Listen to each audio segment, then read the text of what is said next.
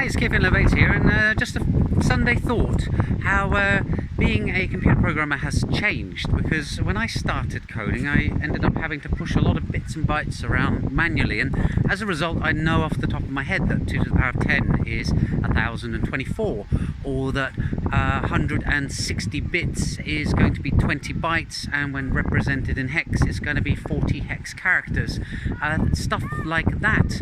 And I find it interesting that today's generation of programmers, of course, haven't had to bother with learning that kind of stuff, because it's all hidden away by the mechanics of the programming languages that they use, the libraries, and it's abstracted. They're not dealing with things at the bits and bytes level the way we did back in the 80s. So I'm not sure that's necessarily a terrible thing, and it's just the way that things move. And surely in the distant past people thought it was terrible when printing presses meant that handwriting was going to be lost, and now we think that the same is the case with computers and keyboards.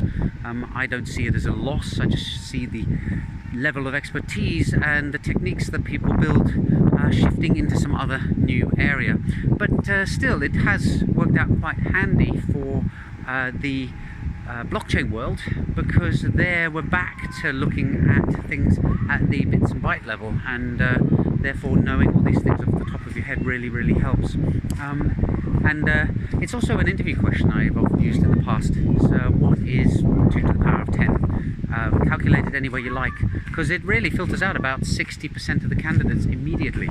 Even if they have Google in front of them, they really don't know how to get a handle on it. And do you really want to hire a programmer or a test engineer who, with Google in front of them, still can't give you an accurate answer as to what 2 to the power of 10 is? Anyway, that's Friday's post. No, not Friday, Sunday. Do you really want to hire a test engineer or a blockchain expert who doesn't know what day it is? I'll see you in the next video soon. Bye for now.